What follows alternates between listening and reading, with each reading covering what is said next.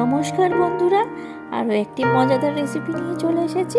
আমার খাই খাই বাই চ্যানেলে সবাইকে স্বাগত জানাই। আজকে আমি সম্পূর্ণ নিরামিষ রেসিপি নিয়ে চলে এসেছি। এতে কোনো পেঁয়াজ রসুনের ব্যবহার হয়নি, কিন্তু খেতে অনবদ্য লাগবে। আজকে আমি বানাচ্ছি দই পনির পাসিন্দা। নামটা শুনে বুঝতেই পেরেছ কত সুন্দর একটা ইন্টারেস্টিং পনিরের রেসিপি হবে।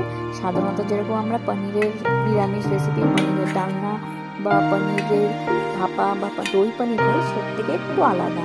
প্রথমে আমি 400 গ্রাম পনির নিয়ে নিয়েছি। সেটাকে আমি মাছ বরাবর মাঝখান দিয়ে অর্ধেক করে কেটে নিয়ে লম্বা করে, তারপরে ওই লম্বার থেকে আরেকটু মাঝখান দিয়ে লম্বা লম্বা করে পাতলা পাতলা করে অনেকটা স্লাইস আমি বের করব। বেশি পাতলা করো না, একটু অল্প একটু মোটা রেখো। তোমরা চাইলে একটু চওড়া করেও কাটতে পারো। তারপর কেটে নিয়ে সাইডে রেখে দেবো। অন্যদিকে আমি এটা সুইট কর্ন আর একটু কিশমিশ দিয়ে আমি একটু পেস্ট করে নিয়েছি। মিহি পেস্ট করা দরকার নেই, একটু দানা দানা দানা থাকবে সেরকম টাইপের পেস্ট করে নেবে। তোমাদের কাছে যদি সুইট কর্ন না থাকে কোনো অসুবিধা নেই, ওটাকে তোমরা স্কিপ করতেই পারো।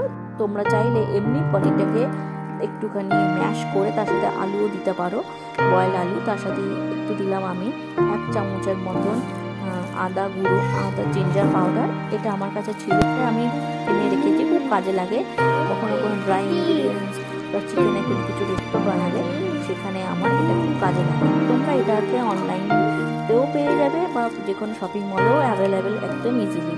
তারপরে ওটাতে দিলাম 1 চামচের মতন একটু এলাচের গুঁড়ো, আর দিলাম স্বাদ মতো নুন, আর ধনেপাতা আর কাঁচা লঙ্কার একটা পেস্ট করে নিয়েছিলাম, সেটা দিলাম। ধনে পাতার ফ্লেভারটা খুব সুন্দর লাগবে খেতে। আর এদিকে কাঁচা লঙ্কার একটু ঝাল ঝাল, আর এদিকে সুইট কর্ন আর কিশমিশের জন্য একটু মিষ্টি মিষ্টি, তো খাট্টা মিঠা খুব ভালো লাগবে। এইভাবে আমি একটা ফিলিং রেডি করে নিয়েছি, পুর তৈরি করে নিয়েছি। তারপরে ওই পুরটাকে অল্প নিয়ে আমি একটা পনিরের স্লাইসের মধ্যে দিয়ে উপর থেকে পুরটা একটু লম্বাটা করে দিয়ে আর একটা উপর থেকে আর একটা স্লাইস দিয়ে আমি চেপে নিয়েছি। যেমন করে স্যান্ডউইচ করে ঠিক সেরকমই স্যান্ডউইচের মতন আমি প্রতিটা পনির এইভাবে ভিতরে ফিলিং দিয়ে দিয়ে আমি এইভাবে রেডি করে নেব। এবার একটু তোমরা চাইলে একটু এটা পনিরগুলোকে আমি এইভাবে সাইজের একটু রেখেছি, বেশি মোটা রাখিনি। তোমরা চাইলে একটু চওড়া যদি পছন্দ করো, লম্বার বদলে তোমরা চওড়া মতো কেটে নিতে পারো। তারপর দেখো এইভাবে প্রতিটা ওইদিকে আমি পনিরটা রেডি করছি, আর এইদিকে একটা বাটিতে একটু জল, একটু নুন দিয়ে জলটা ফুটে উঠলে 1 মুঠোর মতন আমি কাজু বাদাম দিয়ে দিলাম, আর 1 মুঠোর মতন আমি এটাতে 4 মগজ দিয়ে দিলাম, যেটা ওয়াটারমেলন সিড দিয়ে একটু গ্যাসটাকে একটু লোয়ে রেখে একটু ফুটতে দেবো এদিকে। কারণ এটাতে কাঁচা আমরা বাটবো না, কাঁচা বাটলে কি একটা কাঁচার গন্ধ থেকে যায়, তারপরে ওটা কুক হতে টাইম লাগে। তো এটা আমরা একটু বয়েল করে নেবো। তারপরে দেখো এদিকে আমার পনিরের সব ফিলিংগুলো দিয়ে প্রতিটা পনির আমার রেডি হয়ে গেছে, কি সুন্দর স্যান্ডউইচের মতন করে দিয়েছি। এটা এরপরে এটাকে আমি এবার একটু ফ্রাই করবো অন্যভাবে। তার জন্য একটা ব্যাটার তৈরি করে নেবো।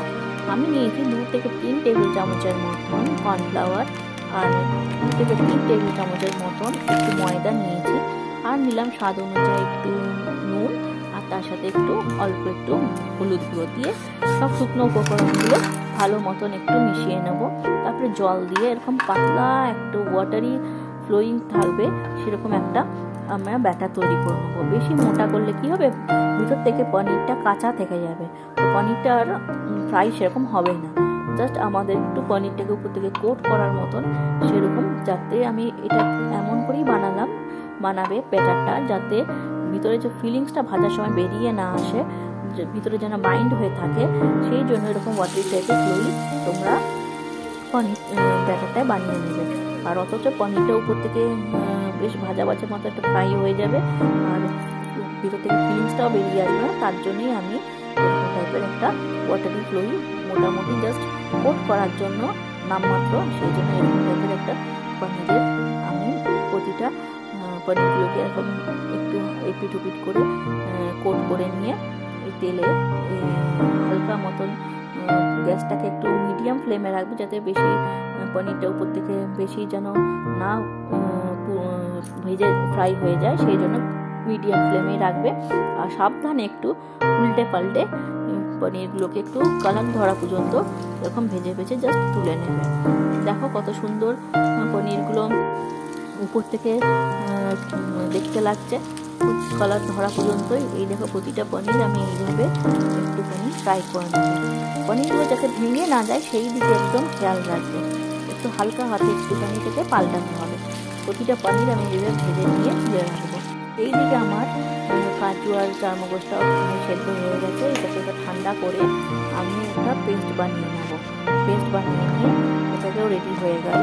এইদিকে আমি নিলাম একটা বাটিতে 5 থেকে 6 টেবিল চামচের মতন টক দই নিয়েছি।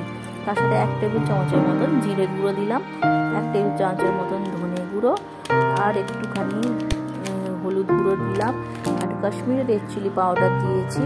কাশ্মীরি রেড চিলি পাউডার দিয়ে খুব ভালো মতন আর মেশাবো। পরে এরপর দিলাম একটু আমি একটা জায়ফল নিয়েছি, এরকম একটা গ্রেটার নিয়েছি। গ্রেটারের মধ্যে জায়ফলটা ভালো করে একটু করে উপর থেকে আস্তে জায়ফলটা এরকম গুঁড়ো করে আমি ওটার মধ্যে জায়ফলটা গুঁড়ো দিয়ে খুব ভালো মতন ওটা আমি পেস্টটাকে খুব ভালো মতন মিশিয়ে নিলাম দইয়ের।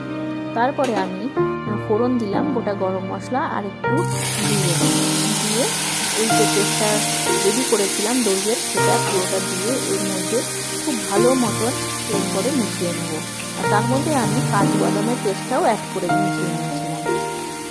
কাজু বাদাম আর যে চারমগজের পেস্টটা সেটাও আমি দইয়ের সাথে মিশিয়ে নিয়ে সবগুলো একসাথে মিশিয়ে নিয়ে আমি এটা তেলের মধ্যে দিয়ে খুব ভালো মতন আমি এবার এটাকে কুক করে নেব। যতক্ষণ না একটা কাঁচা যে গন্ধ থাকে, তো কাঁচা গন্ধ থাকেই মশলার বা দইয়ের, সেই যতক্ষণ না একটুখানি মশলার দইয়ের গন্ধটা ছাড়ে ততক্ষণ একটু কুক করে নেবো। দেখো তেলও বেরিয়ে এসছে মোটামুটি। আর যে মশলাগুলো দিয়েছি যেমন হলুদ, কাশ্মীরি রেড চিলি পাউডার, এগুলো সব মোটামুটি একটুখানি কুক হয়ে গেলে দেখবে তেল ছেড়ে আসবে। তো ওটার মধ্যে একটু নুন দিয়ে খুব ভালো মতন সবগুলো খুব ভালো মতন মিশিয়ে নিচ্ছি। দেখো মোটামুটি জল ছেড়ে আমার তেল ছেড়ে এসছে। জল দিয়ে দিলাম একটু, সেই বাটির মধ্যে পেস্টটা করেছিলাম সেই ধোয়া বাটিটার থেকে একটুখানি জল দিয়ে মিশিয়ে জলটা দিয়ে দিলাম অল্প একটু। তারপরে দেখো একটু ফুটে উঠলে আমি যে পনিরগুলো বানিয়ে রেখেছিলাম সেই পনিরগুলো এর মধ্যে একটা করে বসিয়ে দেবো। বসিয়ে দিয়ে খুব ভালো মতো হালকা হাতে একটু নাড়াচাড়া করবো। বেশি নাড়াচাড়া করলে পরে ভিতর থেকে পনিরগুলো ছেড়ে যেতে পারে। তো একটু হালকা হাতে জাস্ট এপিট ওপিট করে যাতে পুরো মশলাগুলো গায়ে লাগে, মশলার জুসিনেসটাও যেন পনিরের ভিতরে ঢোকে। তো সেই জন্য হালকা মতন এপিট ওপিট শুধু একটু উল্টে পাল্টে দেবো। উল্টে পাল্টে দিয়ে কিছুক্ষণ আমি এটাকে ঢাকা দিয়ে রেখে দেবো। একটু জাস্ট কুক হতে টাইম দেবো। একটু কুক হয়ে গেলে কিছুক্ষণ পরে আমি ঢাকনা খুলে এর মধ্যে একটু গরম মশলা, শাহি গরম মশলা একটু জাস্ট ছড়াবো, বেশি ছড়ানো দরকার নেই। একদম হাফ টিস্পুনের মতো গরম মশলা দিয়ে ওর মধ্যে আমি আরেকটু মোটামুটি করে গরম মশলাটাকে একটু নাড়াচাড়া একটুখানি সবার সাথে মিশিয়ে নেব।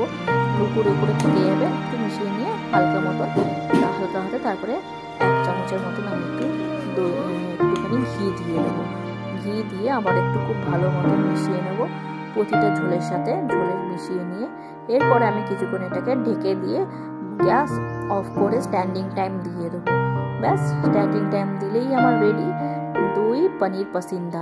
দেখো নিরামিষ দিনে কেউ বুঝতেই পারবে না এটাতে পেঁয়াজ রসুনের ব্যবহারই হয়নি বা আদারও ব্যবহার হয়নি। কত সুন্দর দেখো আমার রেডি হয়ে গেছে। এটা পোলাও, ফ্রাইড রাইস বা এত সুন্দর লাগবে খেতে, রুটি পরোটার সাথে খুব সুন্দর লাগবে। এটা তোমরা যে কোনো ঠাকুরের উৎসবেও বানিয়ে নিতে পারো, ঠাকুরের গোপালের কাছে, জন্মাষ্টমীতে বা যে কোনো উৎসবে তোমরা ঠাকুরের কাছেও নিবেদন করতে পারো। তো কেমন লাগলো আমাকে অবশ্যই জানিও।